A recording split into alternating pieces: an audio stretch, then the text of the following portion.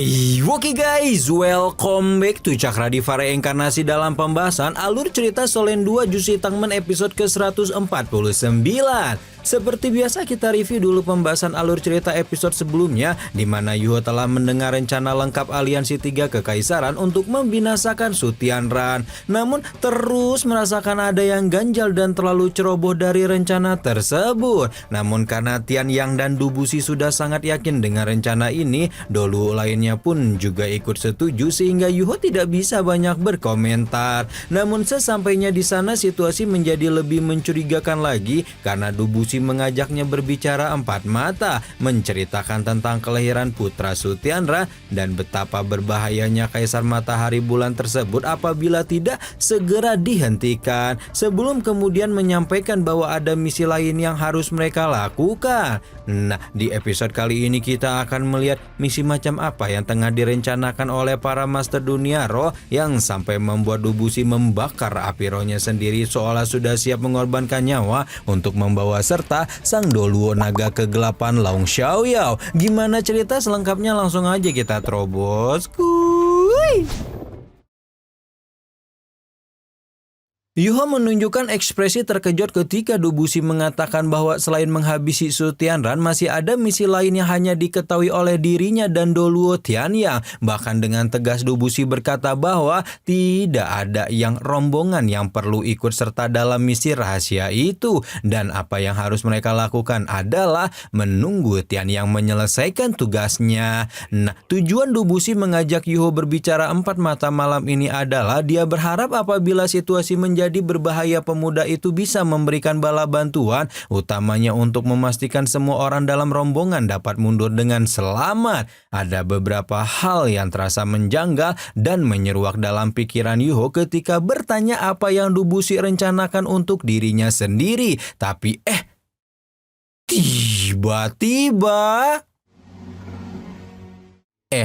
Tiba-tiba saja Dubushi meletakkan sebuah gulungan hitam di depan Yuho yang membuat pemuda itu tidak dapat menahan matanya untuk terbelalak karena gulungan itu sebenar-benarnya merupakan metode kultivasi sekte tubuh yang merupakan pusaka sekte terbatas di bawah penguasaan ketua sekte. Yuho dengan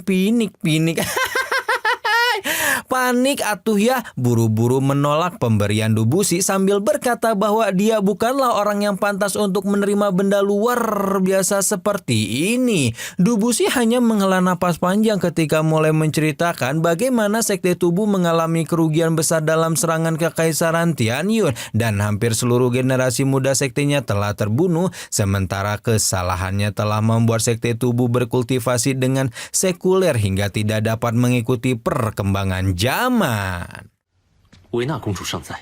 Yuho mengingatkan bahwa Wena yang memiliki roh pelindung tubuh lebih baik dari dirinya, namun menurut Dubushi merasa bahwa kemahaslatan sekte tubuh yang sudah terlalu ketinggalan zaman hanya bisa diberikan untuk orang dengan pemikiran progresif seperti Yuho. Dubushi berharap metode kultivasi sekte tubuh ini tidak akan tersapu dalam tumpukan sampah sejarah, dan oleh karena itulah dia berharap Yuho mau menerima tugas berat untuk membangkitkan kembali kultivasi sekte tubuh di masa depan. Entah kenapa Yuho dapat merasakan keputusasaan di dalam setiap kalimat Dubushi, dan dari perasaan itulah akhirnya pemilik roh pelindung mata Ashura itu tidak bisa lagi menolak permintaan sang Doluo tubuh. Setelah meninggalkan kamar Dubushi, Yuho yang penasaran langsung membuka gulungan metode kultivasi sekte tubuh dan justru menemukan surat pengantar yang ditulis langsung Dubushi. Dalam surat tersebut Dubushi menceritakan betapa besar penyesalannya karena sudah membuat sekte tubuh terasing dan ditinggalkan oleh zaman. Meski demikian Dubushi berharap seluruh keturunan sekte menangkap bahwa di masa depan alat pembimbing roh akan berjaya, dan pada suatu waktu di dalam masa depan itu akan muncul temuan yang menggabungkan kekuatan roh pelindung tubuh dengan alat pembimbing roh. Yuho merenung sejenak ketika membaca surat Dubushi sebelum kemudian mengingat bahwa alat pembimbing roh humanoid yang dahulu pernah dia buat seharusnya sangat cocok dengan pemilik roh pelindung roh. Harus Yuho akui bahwa pemikiran Dubushi sangatlah luar biasa, namun sayang dari apa yang dia prediksan di kepalanya, pemimpin sekte tubuh itu merasa tidak lagi memiliki cukup waktu untuk mewujudkannya. Karena itulah pada akhirnya Dubushi memberikan gulungan rahasia sekte tubuh karena percaya bahwa Yuho dapat mewujudkan impiannya sebagai calon penerus jabatan ketua sekte tubuh yang baru. Singkat cerita, malam hari berlalu dan pagi hari pun tiba ketika rombongan Kekaisaran Ryu yang mengawal kaisar dan permaisuri telah berangkat menuju altar persembahan, diiringi oleh sorakan semangat seluruh rakyat kekaisaran karena memang saat ini Su Tianran dianggap kaisar paling hebat dalam sejarah. Tidak lama kemudian rombongan Su Tianran dan Juzi telah sampai di altar persembahan, masih diiringi dengan gaungan doa panjang umur yang terus dilontarkan oleh masyarakat Kekaisaran Ryu. Su Tianran bertanya kepada Juji apakah hari ini Doluo dewa kematian Ye Shishui dan guru negara Zongliu tidak hadir dalam perhelatan besar ini. Juzi menyampaikan bahwa sepertinya Ye Shishui memutuskan untuk tidak hadir karena berpikir kalau sekte Roh Kudus yang memang dianggap sebagai public enemy di seluruh benua. Su Tianran juga menanyakan bagaimana kabar putranya Su Tianran, di mana ternyata sang putra mahkota Su Yunshan ini juga tidak benar-benar dikandung oleh Mbak Juzi. Entah apa yang direncanakan oleh Juji selama ini karena ternyata sang permaisuri Kekaisaran Ryu telah memalsukan kehamilannya sendiri. Meski demikian Juzi tetaplah orang yang membawa Su Yunhan ke dunia entah dengan cara apa. Dan oleh karena itulah dia berambisi untuk membawa putranya ke tahta tertinggi Kekaisaran. Oke, sekarang kita lihat bagaimana Su Tianran memimpin pembukaan upacara persembahan dengan menceritakan kembali sejarah Kekaisaran Ryu ketika pertama kali tiba di benua Doluo.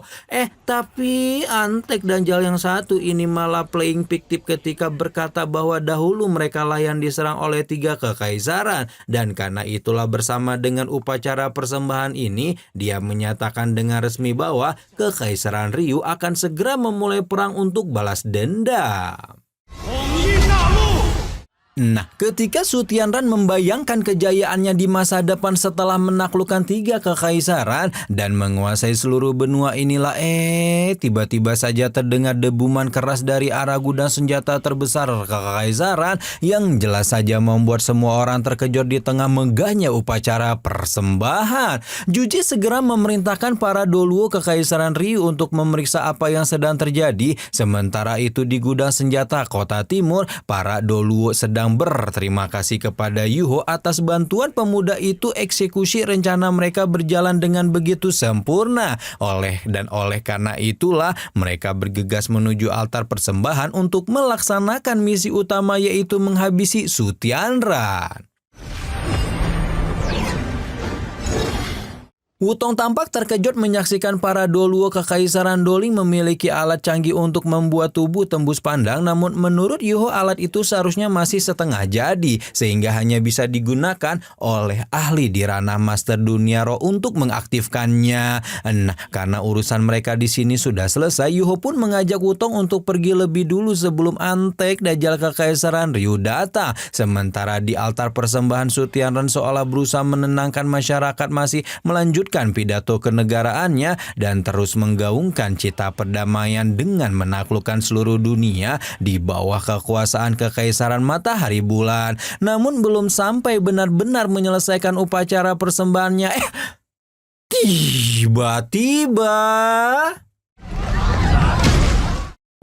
tiba-tiba saja iklan. Tiba-tiba saja bayangan raksasa Dubushi menggoncang altar persembahan ketika mengingatkan bahwa langit pun mungkin tidak akan sanggup mentolerir ambisi kejam kaisar muda Kekaisaran Matahari Bulan tersebut. Su Tianran meraung marah ketika ada tamu tak diundang mengganggu ritual persembahannya, sebelum kemudian berjanji bahwa hari ini dia akan menggunakan darah para pengganggu ini sebagai persembahan untuk langit bumi. Para prajurit Kekaisaran Pangeran Ryu langsung mengambil tindakan ketika mengaktifkan meriam jiwa tingkat tinggi mereka ke arah Dubushi. Namun situasi menjadi lebih chaos ketika para Doluo Tiga Kekaisaran yang sebelumnya menyamar sebagai rakyat biasa telah menunjukkan diri dan mulai ikut turun tangan dalam peperangan. Ledakan dan desingan meriam jiwa yang ditembakkan tanpa henti membuat langit bergoncang, namun tidak ada satupun dari semua serangan itu yang mampu menggoyahkan Dubushi sampai kemudian Su Tianran pun tidak memiliki pilihan kecuali mengaktifkan tabir altar persembahan untuk melindungi dirinya sendiri. Namun sayangnya tabir itu juga nyaris tidak kuasa menahan gempuran seorang limit Doluo seperti Dubushi, hingga beberapa saat kemudian langit berubah merah mereka ketika mendengar gaungan suara rendah dari kejauhan yang bertanya untuk apa Dubushi melakukan ini semua. Ya, suara itu tidak lain dan tidak bukan adalah milik Doluo Naga Suci Kegelapan Long Xiaoyao yang kemudian meminta Dubushi untuk mundur detik ini juga apabila nyawanya ingin diampuni.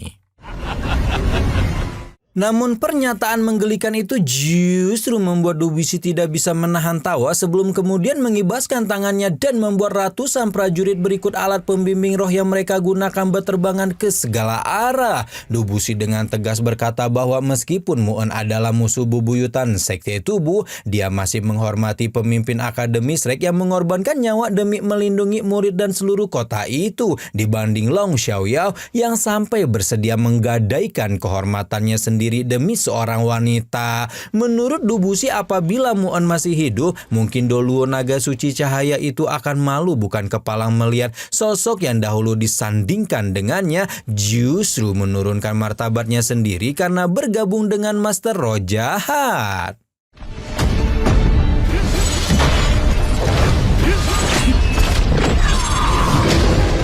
Long Xiaoyao hanya bisa menyembunyikan tatapan dalamnya ketika berkata bahwa Dubushi tidak akan pernah mengerti apa yang ada di dalam hatinya sebelum kemudian terlibat baku hantam dengan ketua Sekte Tubuh tersebut. Cakar naga bertemu dengan kepalan tangan raksasa Dubushi di mana pertemuan antara dua limit Doluo yang jumlahnya di seluruh benua Doluo mungkin kurang dari 10 orang saja memiliki lebih dari cukup kekuatan untuk meluluhlantakkan seluruh kota. Karena itulah tidak menunggu waktu lama bumi gonjang-ganjing altar persembahan Kekaisaran Matahari Bulan porak-poranda, sementara Long Xiaoyao justru lebih ngegas lagi agar bisa menyelesaikan pertarungan lebih cepat, di mana saat ini kekuatan Doluo Naga Kegelapan itu memang lebih tinggi dibanding sang Doluo Tubuh.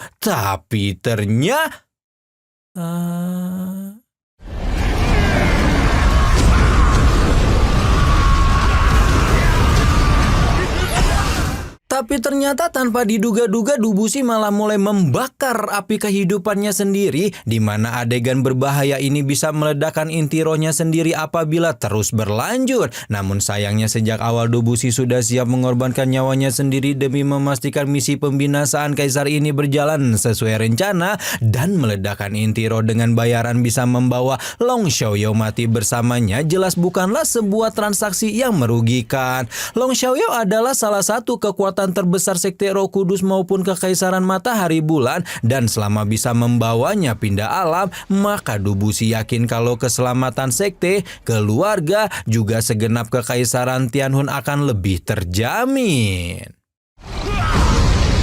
Ketika Dubushi masih baku hantam sengit dengan Long Xiaoyao, Su Tianran memerintahkan Juzi untuk memerintahkan peluncuran sinar energi tinggi yang sempat dipertanyakan oleh sang permaisuri karena mereka telah mempersiapkan sinar energi tinggi itu selama bertahun-tahun. Namun pada akhirnya Juzi merasa tidak kuasa menentang dan patuh terhadap perintah yang diberikan oleh Su Tianran. Sementara Yuho yang baru saja beranjak pergi dari gudang senjata menangkap tindakan peledakan diri Dubushi dan berpikir untuk putar balik yang auto membuat Ayang Wutong khawatir. Namun Yuho merasa tidak bisa diam saja karena peledakan energi Doluo Tubuh itu tidak akan menguntungkan siapapun kecuali Sekte Roh Kudus.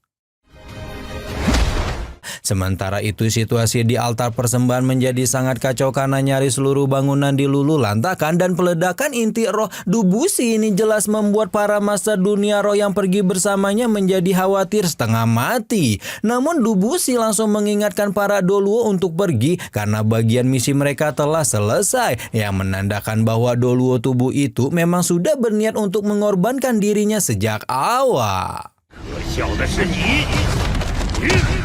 Long Xiaoyao yang melihat vitalitas Dubusi semakin terkuras mengingatkan Doluo tubuh itu untuk berhenti sebelum mati. Namun lagi-lagi ketua sekte Benti itu sama sekali tidak takut terhadap kematian. Toh dia mati demi sesuatu yang benar-benar bermakna tuh. Sebaliknya Long Xiaoyao hidup dalam kekonyolan karena saat ini dia pasti berharap Ye Shishu membantunya. Padahal Dubusi yakin perempuan keji itu justru senang kalau banyak orang yang terbunuh karena pertempuran mereka. Dan benar saja apa yang dikatakan oleh Dubusi, di mana Ye Shishu bahkan melarang Zhong Liwu untuk ikut turun tangan. Karena apabila Dubusi meledakkan dirinya, maka akan ada begitu banyak nyawa melayang yang merupakan makanan terbaik untuk memulihkan kekuatan menara dewa kematian. Dan astagfirullahaladzim, di Solen 1 ketemu Tante Bibi dong. Ada lagi nih Tante Ye Shishu yang sama geloknya di Solen 2. Kenapa ya tante-tante di Solen kelakuannya tuh pada bikin astagfirullahaladzim semuanya. Nah, kira-kira apakah Dubusi benar-benar akan meledakkan inti rohnya, atau Yuho bisa datang tepat waktu untuk mencegah malapetaka yang akan menguntungkan sekte Roh Kudus tersebut? Nantikan terus pembahasannya hanya di Cakra Diva ya. Ramadan di sini seluruh jajaran tim Cakra Diva, dari seorang penulis, dari seorang editor, dari seorang bapak, dari seorang ibu, dari yang itulah pokoknya semuanya pamit. Bye-bye.